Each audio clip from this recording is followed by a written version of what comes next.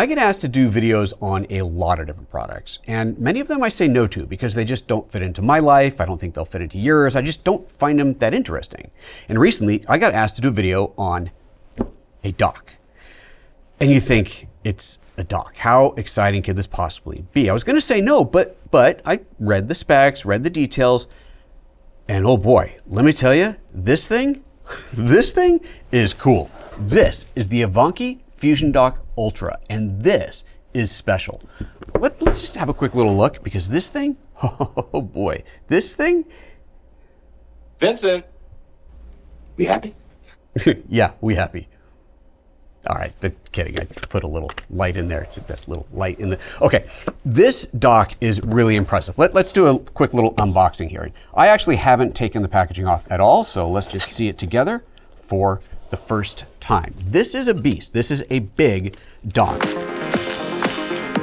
This is the front. You can see here it's got a whole bunch of ports on here. And this is the back.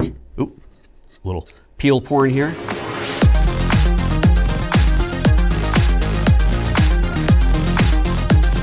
What makes this dock so special is that dual computer connection port there. Dual lanes of communication, 2 USB cables into 2 USB ports in your computer. You don't have to worry about what you plug in where on here. Processors inside of this dock determine where the data should go for the maximum benefit. It'll distribute the bandwidth across 2 different ports, deciding which port, which data, which thing that's plugged in goes into which port on the computer. This is impressive. This is really cool. All right, let's do a quick little fancy voiceover tour of the whole box, and then we're gonna go take a look at my messy desk.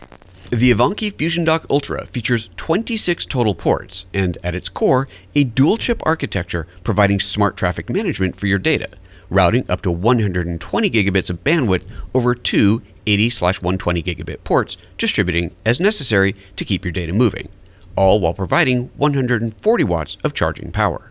On the front, you have 2 USB-A 10 gigabit ports, 6 USB-C 10 gigabit ports, another 10 gigabit USB-C port that doubles as a 45 watt PD or power delivery port, a 3.5 millimeter combo audio jack, and SD and micro SD card readers.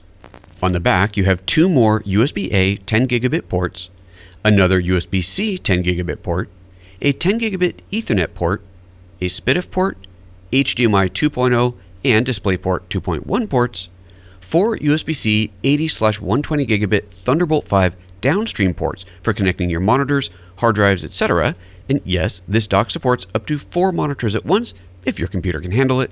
The dock includes a massive 240 watt power supply, a magnetically locking USB-C cable for connecting to your computer, and a bonus Thunderbolt 5 cable.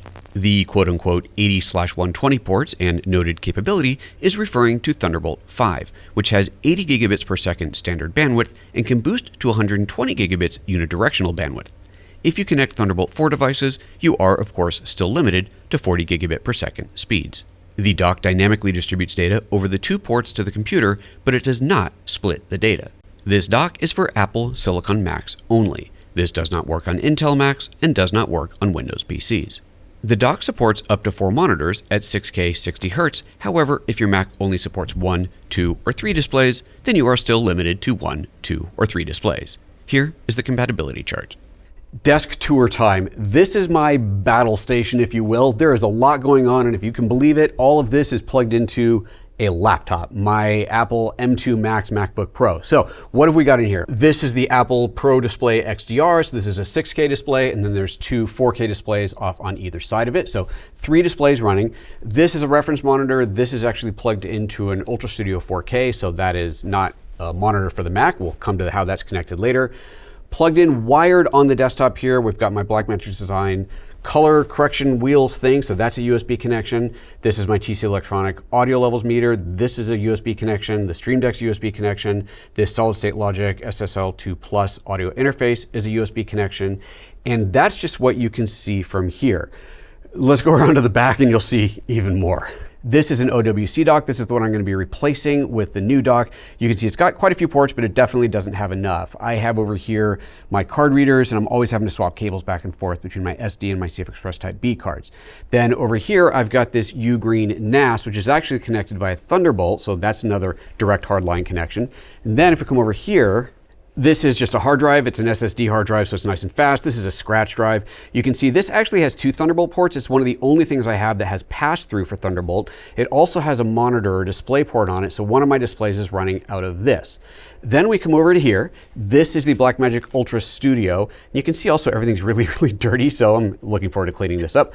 The Ultra Studio is what gives me the reference display that we saw from the front, so this is a Thunderbolt connection as well. Then up here, I've got a camera that I've been using as a webcam, but I'm probably going to replace this, and this actually isn't even hooked up right now, so if in the finished shots this just doesn't exist, I get rid of that.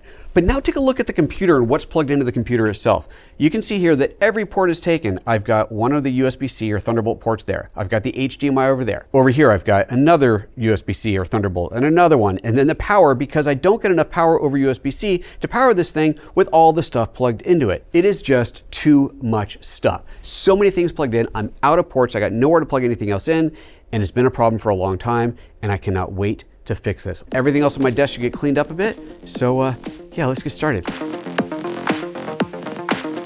So you saw the whole configuration come together. Let's get a tour of the final setup. The front doesn't really look that different. It's a little cleaner, largely because I actually cleaned. But let's go around to the back where you'll really see the differences. I moved all of my connecting points to this corner of the desk. So I've got my big NAS here and then the Evanki dock on top of that. And I've built kind of a station here for dealing with memory cards and so on. This is the front of the Evanki dock. You can see that I've got almost nothing plugged in here, meaning I have all these ports free. But what I do have is my dual SD card reader that is just USB and that's plugged into the back. This is the CF Express Type B reader, which is Thunderbolt, so that is plugged into the back as well. And then I have all these free ports. I basically built like a copy station here. So what is plugged in is my SSD reader adapter. So if I'm shooting to SSD, and then, I don't know, something else is plugged in that's running off to the back. What's cool about this setup though is this one being Thunderbolt. If I do need a fast connection, I can just unplug this to plug into any other drive that I might need. So let's go around to the back where everything else is happening. Here's what we've got. Power for the dock itself. This is the dual connection point, the dual computer connection point. So if we follow this line, it plugs in here with this dual USB connection, and these are magnetically locked together. So it's basically like just one port to plug in and out. Super love that. Very, very cool. Then I have the 480/120 gigabit ports on here. So one of these is going over here to the Pro Display XDR, and it's got a little hub in it. So it's got a couple small things plugged in it as well. Back over to here, we've got the cable that is connected to the CF Express Type B cards. And again, I can just unplug that at any time for any other high-speed access. Then I've got down here this monitor connected, which doesn't actually need to be over Thunderbolt. I could just plug this in over HDMI, which I also have a free port for. You'll see underneath that, the display port connection is running to monitor number 3. So I could move monitor number 2 to here if I needed to free up another Thunderbolt port. And then the 4th connection on the Thunderbolt port is running all the way over here to this hard drive. This is just a super fast SSD that's just basically a scratch drive. I can render big files to it. I use it as a resolve scratch. It's just a scratch. This also has its own little Thunderbolt hub on it that spits out another Thunderbolt signal, which goes into my Blackmagic video, whatever that box is called, to connect to my reference monitor. You'll see over here as well that I have one more cable plugged into the Mac that is running directly into the NAS. So that's just that connection. So all 3 ports are still being used on the computer.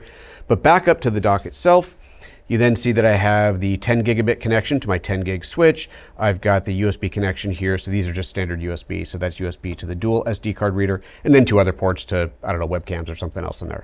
All right, I've been using this now for a couple of weeks, and while this isn't a review, this is a sponsored video, I do want to give some final thoughts on this. So far, the product has been great. Performance has been perfect. I haven't seen any drops in any performance of any file copying or anything like that.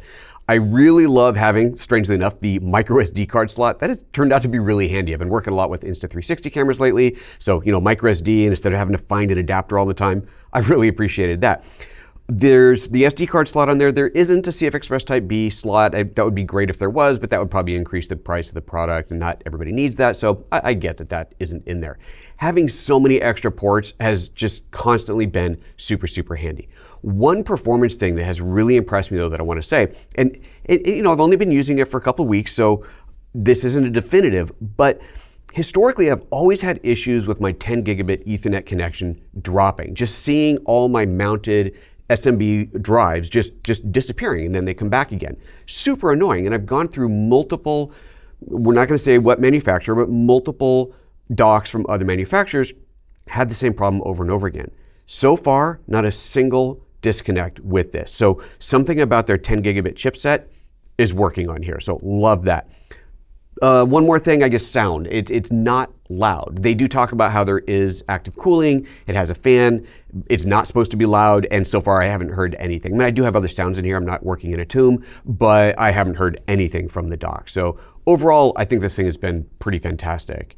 That's it for this video. You know what to do. There's a link down below. Hit the like, hit the share, all that good stuff. And I will see you guys in the next video.